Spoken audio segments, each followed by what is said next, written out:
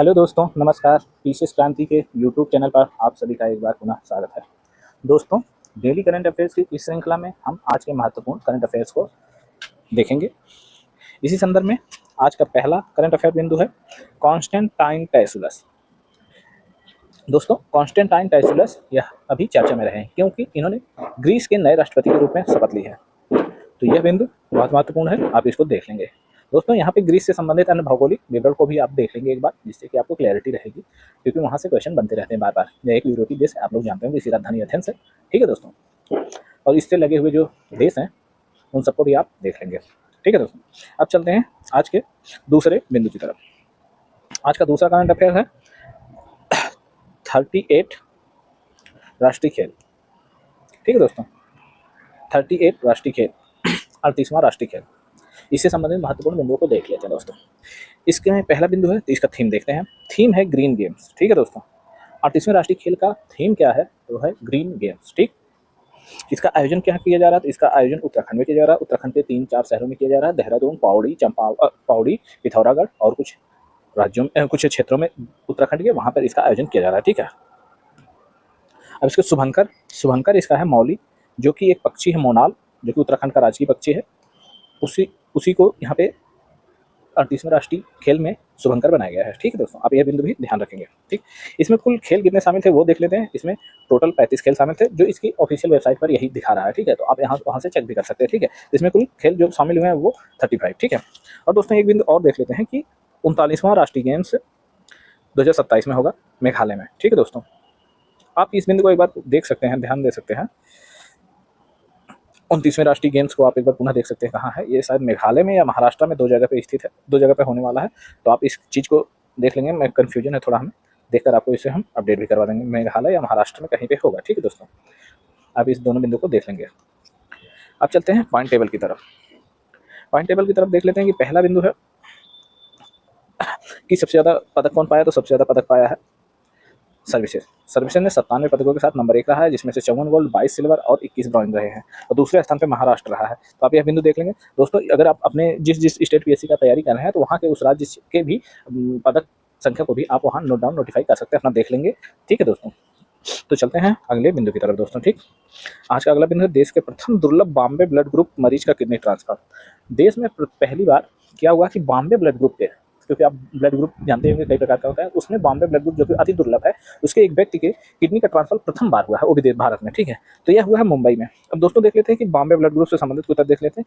इसकी खोज जो हुई थी वो 1952 में वाई.एम. भिंडे द्वारा खोजा गया था। यह ब्लड ग्रुप, यही बहुत अति दुर्लभ रक्त समूह है। ठीक है दोस्तों, अब चलते हैं आज के अगले बिंदु की तरफ। दोस्तों, देश की प्रकृति परीक्षण अभियान की शुरुआत कहाँ की गई? देश की प्रथम प्रकृति परीक्षण अभियान की शुरुआत कहाँ की गई? तो यह आंध्र प्रदेश के सीएम द्वारा इसकी शुरुआत की गई। आप इस बिंदु को भी ध्यान रखेंगे। ठीक है दोस्तों, यदि आपको इसका पीडीएफ प्राप्त करना हो तो आप हमारे टेलीग्राम चैनल पर जुड़ जाएं। ठीक है दोस्तों, पीसीएस क्रांति के आप टेलीग्राम चैनल से जुड़कर इसका पीडीएफ प्राप्त कर सकते हैं दोस्तों। ठीक, अब चलते हैं अपने अगले बिंदु की तरफ। अगला बिंदु है उग्बाद एक शब्द है जो कि उग्बाद एक योजना है।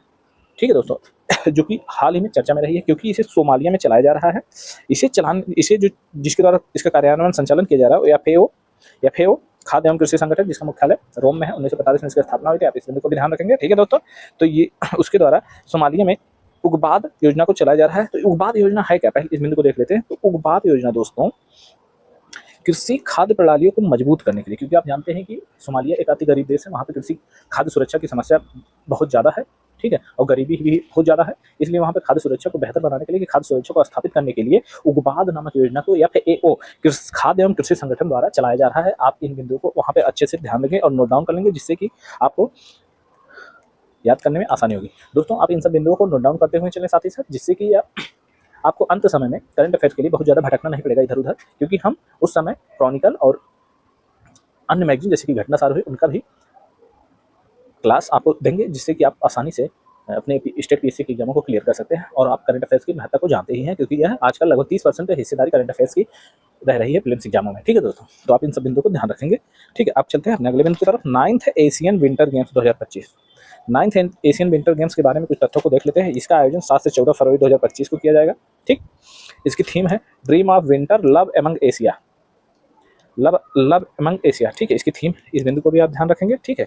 और इसका जो आयोजन किया जा रहा है दोस्तों, इसका आयोजन किया जा रहा है हार्बिन चीन में। हार्बिन एक शहर है चीन का, वहाँ पर इसका आयोजन किया जा रहा है दोस्तों। एक बिंदु आप और यहाँ ध्यान देंगे, जो एशियन विंटर गेम्स है, या चाइना में तीसरी बार किया जा रहा है, ठीक है दोस्तों, आप इस बिंदु को ध्यान देंगे, ठीक है। इसमें कुल प्रतिभागी देश यानी जो भागीदार देश हैं वो टोटल 34 देशों ने इसमें भाग लिया, ठीक है। भारत भी इसमें भाग ले रहा है, ठीक है दोस्तों। तो आप इन बिंदु को भी नोट डाउन कर लेंगे और ध्यान रखेंगे, ठीक। अब चलते हैं अपने अगले बिंदु की तरफ दोस्तों, निर्भया कढ़ी और मोगेल्हा झिया योजना, ये चर्चा में है, ठीक है दोस्तों।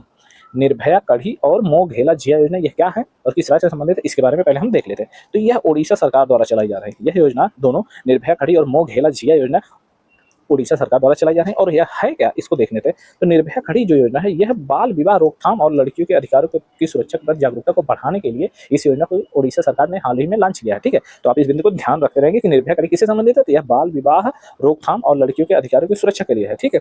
मोगहेला झिया योजना यह किससे संबंधित, तो यह लिंग चयन एवं कन्या भ्रूण हत्या के खिलाफ जागरूकता को बढ़ाने के लिए उड़ीसा सरकार ने इसको लॉन्च किया है। आप इन दोनों तथ्यों को ध्यान रखेंगे कि ये किससे संबंधित है और किस राज्य से संबंधित, क्योंकि स्टेट पीएससी एग्जामों में ऐसे ही क्वेश्चनों का निर्माण होता है, ठीक है। आप इन सब बिंदुओं को अच्छे से ध्यान नोट डाउन कर लेंगे, ठीक।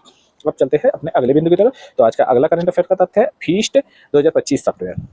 तो यह सॉफ्टवेयर इसरो द्वारा अपनी कार्य क्षमता को बढ़ाने के लिए, कार्यान्वयन को बेहतर बनाने के लिए फीस्ट 2025 नामक सॉफ्टवेयर का निर्माण किया गया। तो फीस्ट 2025 सॉफ्टवेयर किससे संबंधित है, तो यह इसरो से संबंधित है, आप जान लेंगे, ठीक है दोस्तों। आज चलते हैं अब आगे की तरफ। यह है आज का हमारा अंतिम करंट अफेयर बिंदु, ठीक है। संसद में अनुवाद सेवाओं का विस्तार किया गया है दोस्तों। आप जानते हैं कि संसद में पूरे देश के प्रतिनिधित्व करने वाले व्यक्ति होते हैं, इसलिए उन भाषाओं में चेंज तो होता ही है। इसलिए सबको एकीकृत रूप में कुछ समझ में आने के लिए सारी तरीके से सारे काम जो होते हैं संसद में, उसमें सभी भाषाओं में करने का प्रयास किया जा रहा है, जो हमारी 8वीं अनुसूची में है। तो उसी संबंध में पहले तो 10 भाषाओं में पहले ही होता था, लेकिन अब उसमें 6 अन्य भाषाओं को जोड़ दिया गया, जिसमें से आज बोडो, डोंगरी, मैथिली, मणिपुरी, उर्दू और संस्कृत, इन तीनों भाषाओं को 6 भाषाओं को जोड़ा गया है संसद में अनुवाद सेवाओं का विस्तार करने के लिए। दोस्तों पहले ही संसद में 10 भाषाओं में अनुवाद की व्यवस्था पहले ही थी, आप यह बिंदु भी ध्यान रखें। तो अब कितनी टोटल हो गई, 6। अब टोटल कितनी हो गई, 16 भाषाएं। कितनी जोड़ी गई, तो जोड़ी गई है टोटल